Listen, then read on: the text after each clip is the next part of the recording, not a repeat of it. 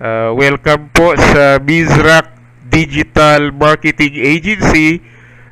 Alamin po natin ano yung marketing process para magawa po natin yung negosyo na papasukin po natin. Una, sabi nga, everything created twice. Lahat ng bagay po na nakikita natin, bago yan lalagin, dalawang beses yan bago siya nagawa. Ano yung unang creation? Mayroong tinatawag na mental creation. Ito po yung paggawa na ginawa muna siya sa pamamagitan ng pag-iisip. Mayroong tinatawag nga na banaag ng kaisipan. Ibig sabihin, wala pa yung gusto niya mangyari. Pero sa pamamagitan ng kanyang kaisipan, gawa na niya. Yan yung tinatawag na mental creation. Ano yung kasunod na creation? Ito yung tinatawag na physical creation.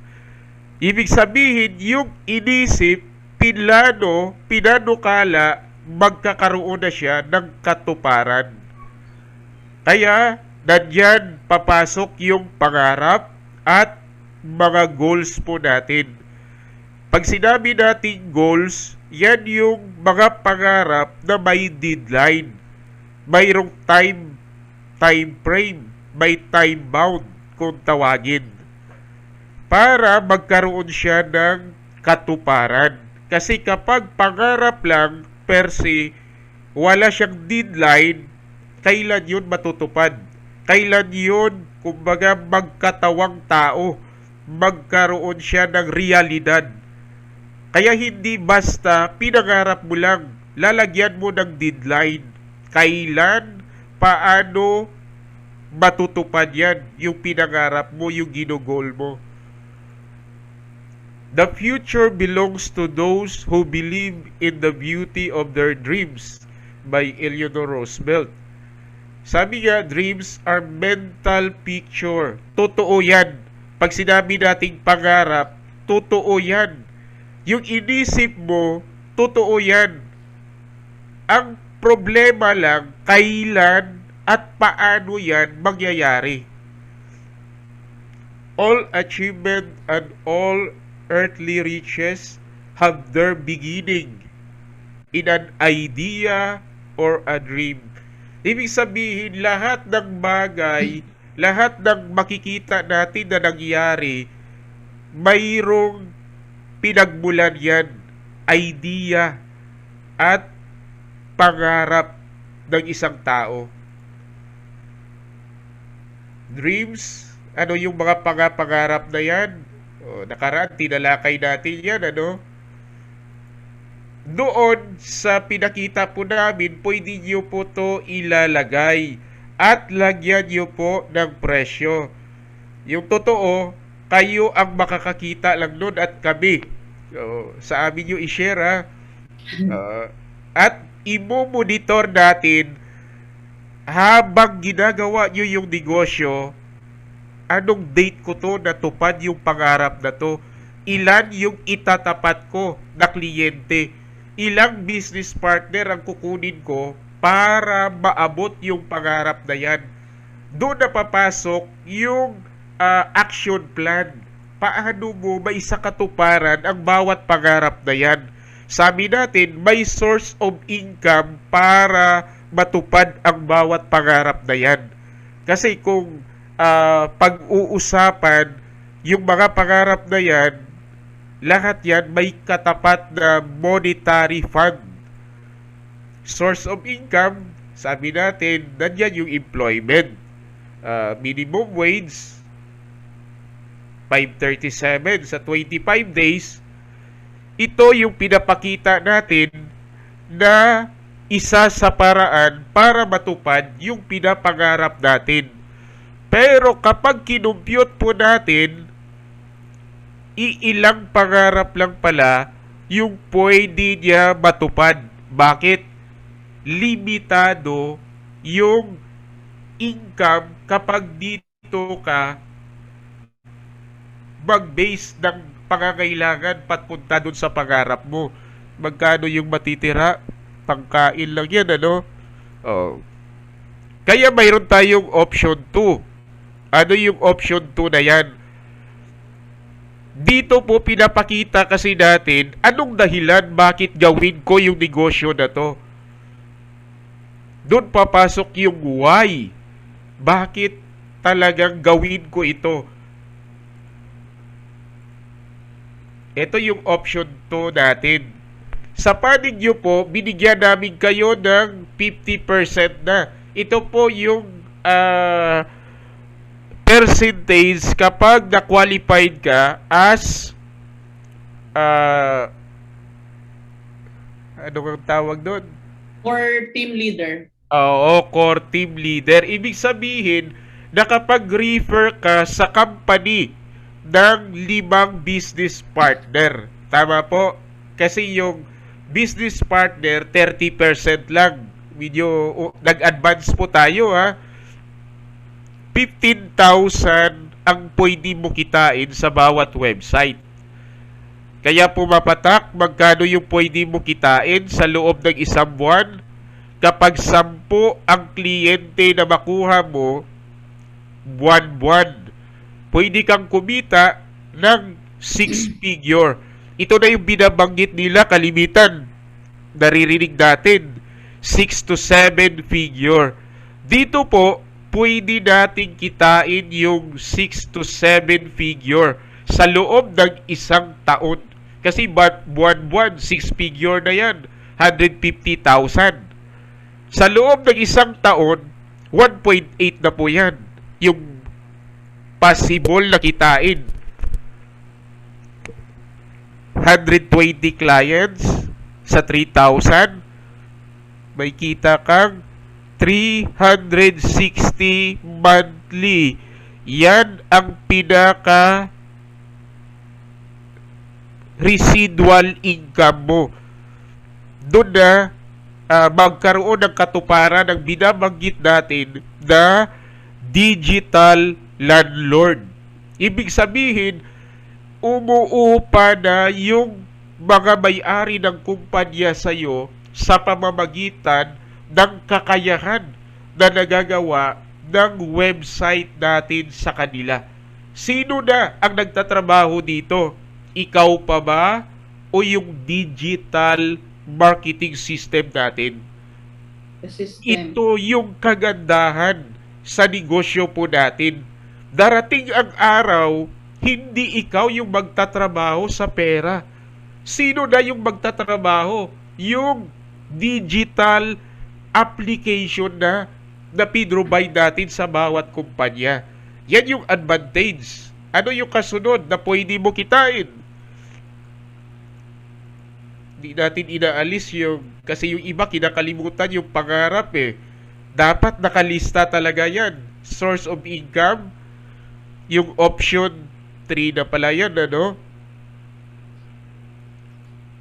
Parang naulit. Naulit po siguro yung slide nyo, sir. Sige. Lagpasan natin.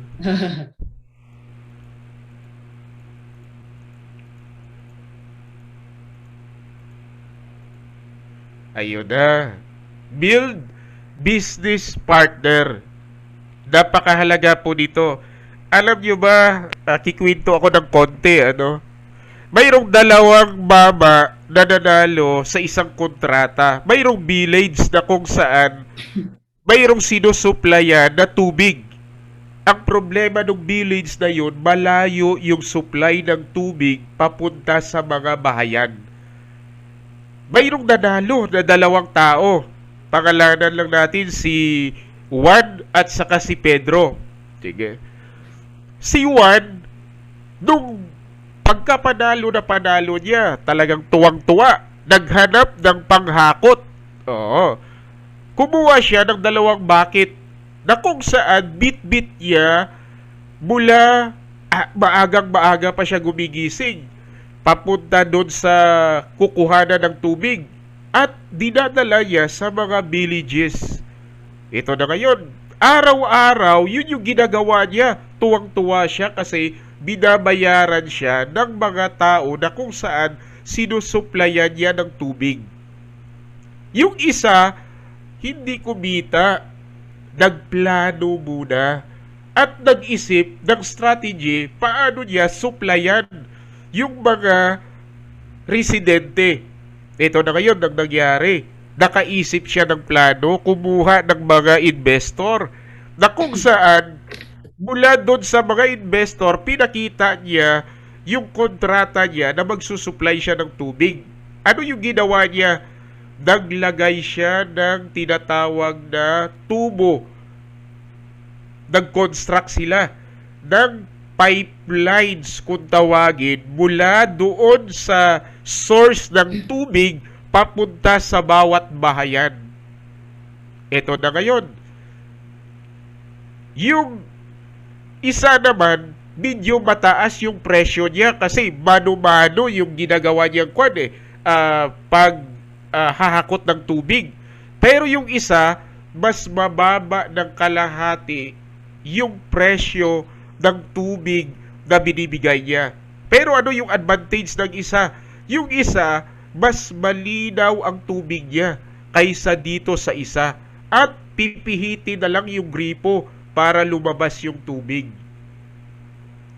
Sa tingin nyo, sa dalawa, sino ang mas pipiliin nyo sakali? Yung working hard o working smart? Nagtayo ng pipelines papunta doon sa kabahayan o hauling buckets?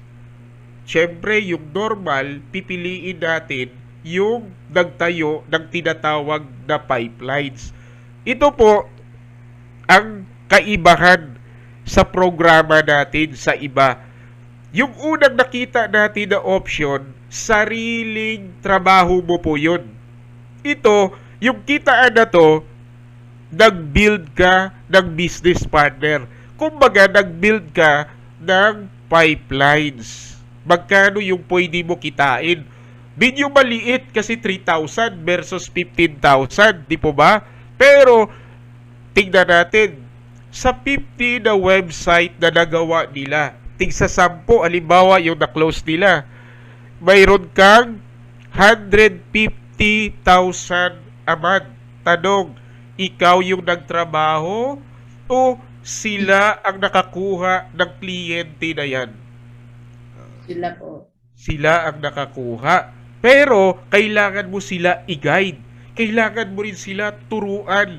Ibig sabihin, kung kumita sila ng 150,000, ikaw kumita ng 150,000 din. Paano nangyari yun? Kasi 5 sila. Pero pag isa, magkano lang pwede mo kitain doon? 10, 3,000 ka lang doon sa isa. 5 ang kinuha mo. Kasunod, hindi ikaw ang nagtrabaho, pero kumita ka pa rin ng 1.8. Kapag tinutal mo yun, kasama yung tinrabaho mo personal, 1.8 times 2, 16, 6, 2.6 million ang pwede mo kitain sa loob ng isang taon. Kapag may kasama kang mga business partner. Sumunod, kanina, mga ilang kliyente lang yun nakuha mo kung 10, 120 clients sa loob ng isang taon. Dito, 600 clients ang nakuha nila. May 500 ka nga lang kasi yung 3,000 sa kanila din yun. Mayroon kang 300,000 per month na kinita sa production ng business partner mo. Maganda o napakaganda? Mayroon bang tatamaan ng mga pangarap o maraming pangarap ang pwede tamaan? Maraming pangarap. Pero mayroong gap dyan. Instant ba makuha mo yan? Mayroong proseso na kailangan magawa para yung mga ipinakita po namin sa inyo, nakikitain, mangyari. Ibig sabihin, kailangan yan magkatawang tao. Kasi kumbaga, verbo pa lang yan eh. Nasa isip pa lang. Di ba? Kino-compute pa lang natin. Pero, paano yan magkaroon ng katuparan? May marketing process. May proseso para magawa yan. Yung ginto, hindi naman kaagad, ginto yan eh. Saan mo na pinangkuha yan? Di ba? Mula sa lupa, inaano muna nila yan. Sinasala-sala. At hindi pa kaagad ginto yan. Mula doon sa nakuha nila, ano yung gagawin? Ipaprocess pa yan. Ano yung pinakaunang proseso? Pansinin po natin, magkaiba ang marketing process sa business partner kaysa mga may-ari ng kumpanya. Mamaya makita nyo po yung difference. Prospecting, lista ka muna. Sino-sino ang kakilala mo? Huwag mo limitahan yung sarili mo, kaibigan, kamag-anak, lista. Lahat ng maisip mo na pangalan at i-pre-qualified mo. Hindi lahat ng nasa listahan mo, yan ang iimbitahan mo. Huwag. Lista ka muna. Kapag may listahan ka na, i-pre-qualified mo. Hindi pa yun qualified, pre-qualified. Sige. Dapat may acronyms tayo para doon sa iimbitahan mo. Dapat, ano yun? May money. Kaya niya mamuhunan ng 2K. Tama? Sumunod, authority. Pag sinabi natin may authority, hindi niya nasabihin, sabihin ko muna sa misis ko, hindi siya ang may authority. Yung misis niya ang dapat imbitahan mo. Tama po? Ay sabihin ko muna sa mama ko, hindi siya ang may authority. Yung mama niya, dapat dalawa sila ang makapanood sa orientation mo. Tama po? Need, tanong, yung ipinakita po natin na kitaan, kailangan ba niya? Yes. Kapag naipakita natin yung need, kailangan niya. Yung business opportunity na ipinakita po natin, tanong, mayroon siyang money, mayroon siyang authority, makuklose niyo po ba? Yes. Magiging business partner niyo po ba? Yes. Ano pa? Kasi may money, may authority, may need, may problema pa rin. Faith. Ano yung faith? Pag sinabi natin kasi belief, magkaiba siya sa faith. Pag sinabi natin faith, pananampalataya. Pag sinabing believe, kapag nakita ko yan, maniniwala na ako. Paano kung hindi niya pala nakita? Diba? Hindi siya maniniwala. Pero pag sinabing faith, hindi pa niya nakikita. Naniniwala na siya. Pero paano natin ilagay sa kanya yung tinatawag na faith? Nakita niyo kanina yung ginawa ko sa inyo na kwan? Yung sample nung ano tawag dito? Sample na page. Yung pinaka-personalize. Pwede may nilagyan ko kayo ng templates na ganun para pwede nyo siya gawan kaagad ng picture niya doon, ng position niya, pwede nyo isend sa kanya yon. Kapag nakita niya, ikaw gumawa nito? Opo, nakita mo. Ako gumawa. Paano to nangyari na nagawa mo yung ganito? Tanong, magkakaroon ba siya ng faith? Siyempre, magkakaroon. Bakit? Nakita niya, actual eh. Gusto mo, i-demo ko sa'yo eh. Paano gawin yan? Paano ba maging ganon? Gusto ko yan na, alam mo ba na napakagandang negosyo yung ganito? Na ipakita mo ngayon. Yung tinatawag na inalis mo yung belief lang. Sumampalataya siya doon sa pinakita mo. Ano yung kasunod? Available. Kasi sumampalataya nga, bubilib nga, naniwala nga doon sa ipinakita mong negosyo. Ano yung problema? Wala naman siyang time para gawin. Tanong, yun ba ang qualified na business partner? No. Bakit?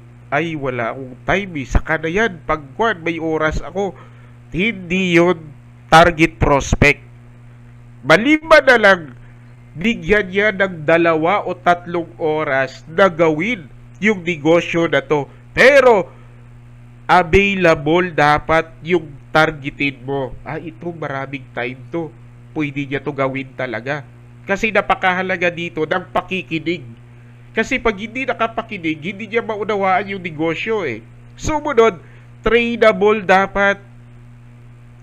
Kasi kahit napakaganda ng gusto natin ipakita na negosyo, ay alam ko na yan. Ayaw paturo. Ayaw niyang turuan siya. Ano yung pwede mangyari? Hindi papasok sa kanya yung ituturo natin.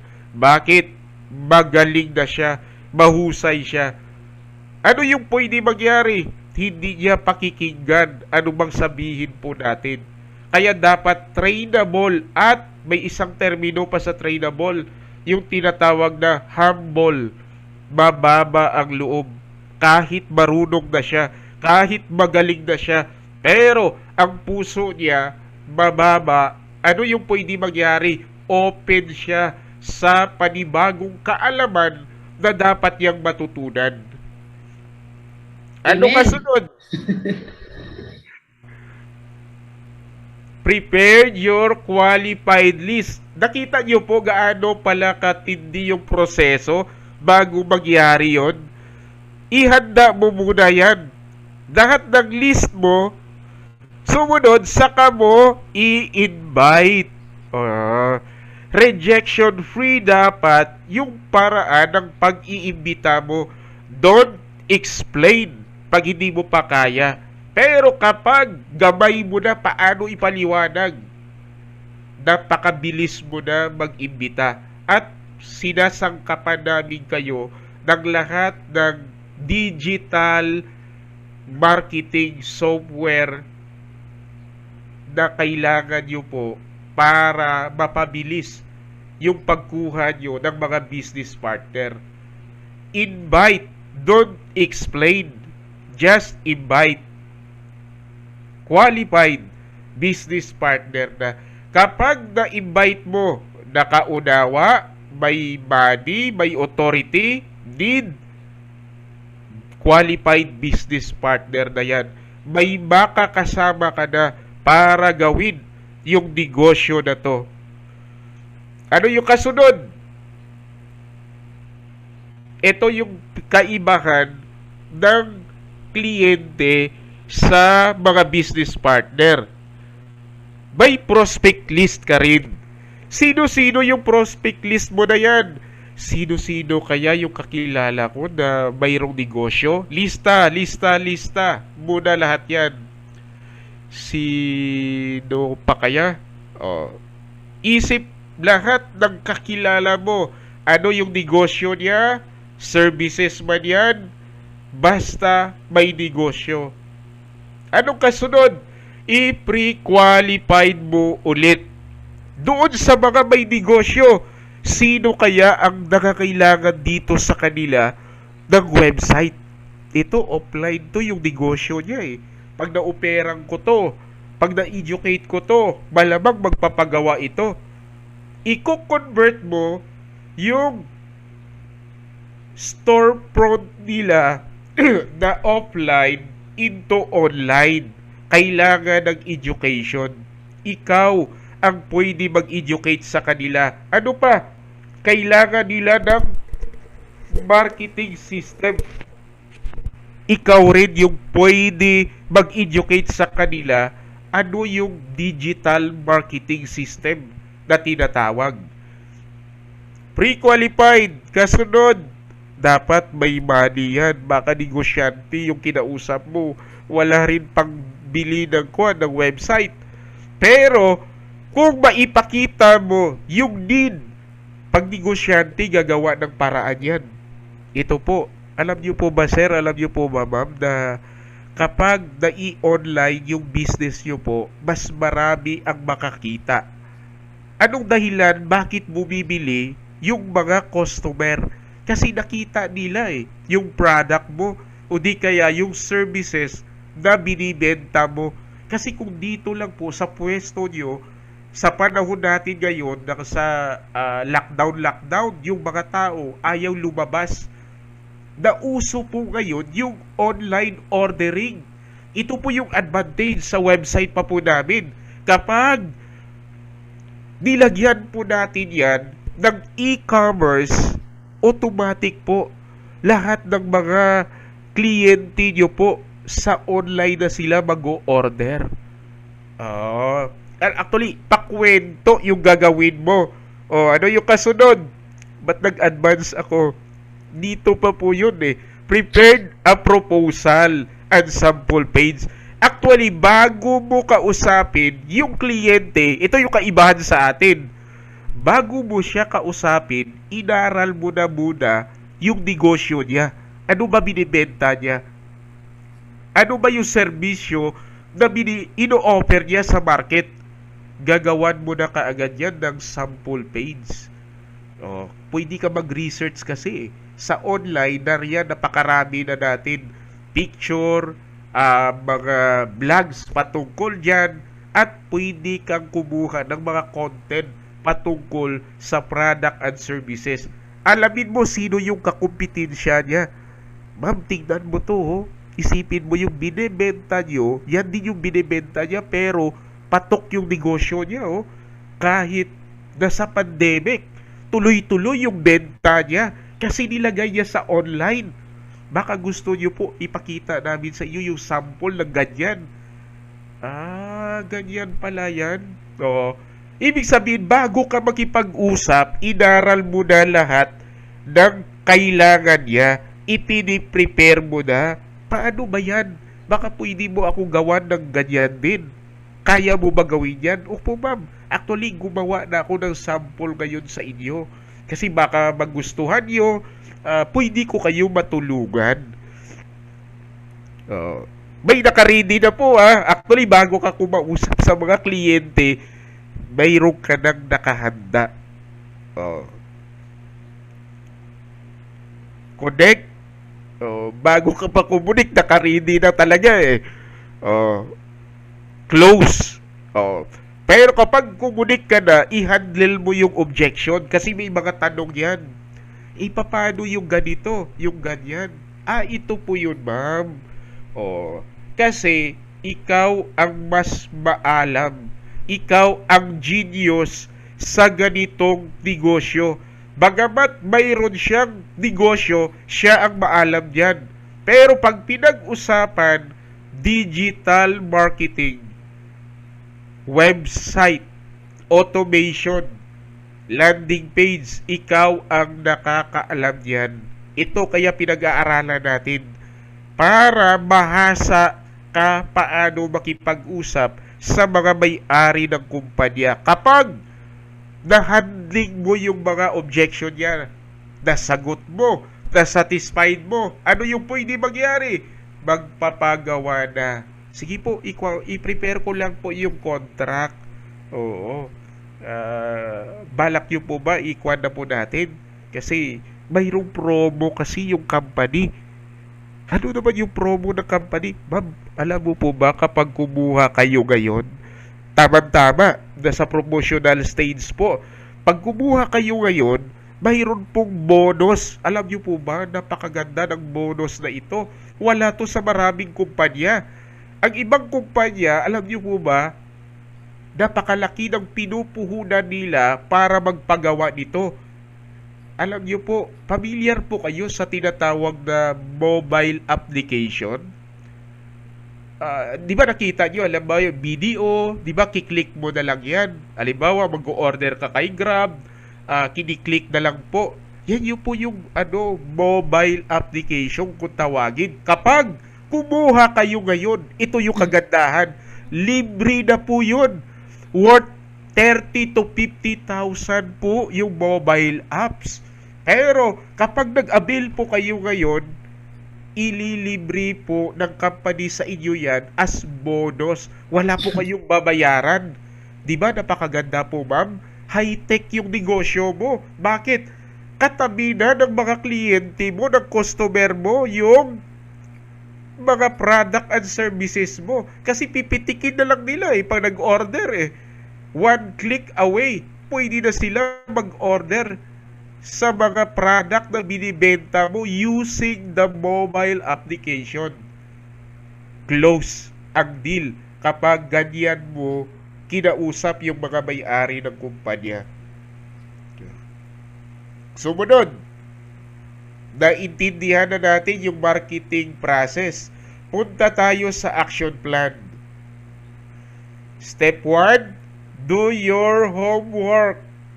Yung pinakita namin sa inyo na personalized website nyo po, doon po nyo ilalagay ito. So, pwede nyo po ilagay doon. Make a prospect list, pre-qualified. Dalawa po yan. Hatiin nyo sa dalawa. Step 2, talk 10 qualified prospect per day. Mahirap ba yun kung mausap sa 10? Madali lang. 20, huwag kang papayag na hindi ka kumbaga wala kang nakausap na 10 sa loob ng isang araw. Sumunod, invite mo yung 10 na yan. Step 3, follow up within 24 hours. Ayan, sa business partner po yan. Name, contact details, ano yung strength and weaknesses niya. Possible production, kaagad ilagay mo na. Si Pedro na to, ang kaya nito na magiging business partner din, malamang kaya nito kumuha ng 10. Kasunod, kaya niya rin to kumuha ng 10 kumpanya. Lagay mo yan para nakikwenta mo na kaagad. Kumbaga sa gumagawa ng bahay, nakukompute mo na ilang kilong simento ang kailangan, ilang bag ng simento, ilang kilong kwanto yung kailangan. Ano tawag po dito? Tako. Sige. Tuloy natin napunta tayo. Sige. Contact, just invite. Use rejection-free technique. Saglit, ang dami ng chat-chat kay kay ano tawag dito? Sige, tuloy natin alam na natin yung rejection free yung hindi siya makakatanggi kapag in-invite mo na mag-attend sa pinaka-presentation. Ano yung kasunod? Pwede nyo gawan ng personalized sample site. Isipin nyo, nandoon na yun sa templates po na ginawa namin sa inyo. Kayang-kaya nyo silang gawang kaagad. Nandun yung picture niya, nandun yung contact details niya, at magugulat siya ngayon. Ikaw gumawa dito? Ako gumawa yan. Alam mo naman na may pinasok ako ngayong bagong latest technology ito. Napakaganda. Follow up. Business partner po yan Ano yung kasunod? Sa business owner, medyo magkaiba sila. Pero hindi lumalayo dyan. Ba't na-advance ang mga yan? Sundan nyo na lang po Madali na lang yan. Yung pagkakasunod-sunod ng yan, transition niya. Timeline. Gaano katagal bago ka maging qualified team leader? October dapat qualified na po kayo.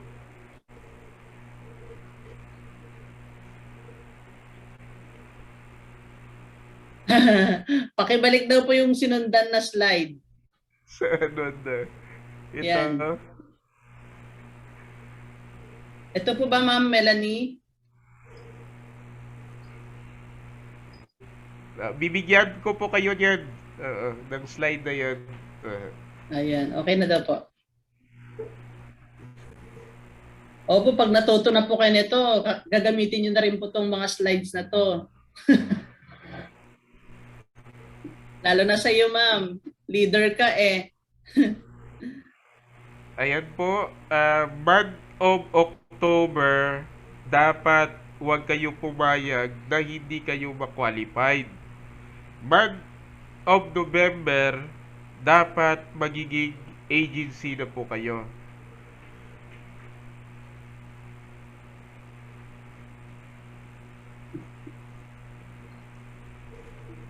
Sana tayo? Ayan. Laktawan ko na yan, ha? Pero practicein nyo po yan, yung presentation na yan. Kailangan nyo i-dramatize yan, eh. We provide the complete marketing materials. Nariyan po lahat yan sa personalized website nyo po. Sipin nyo yung kliyente po, oh, walang tigil yung sinet up po namin sa kanila na mga sistema paano yung marketing. Sa kwan pa lang po to, Telegram yan. Yung sa Messenger, tuloy-tuloy din po yan. Nag-a-appear po ba yan?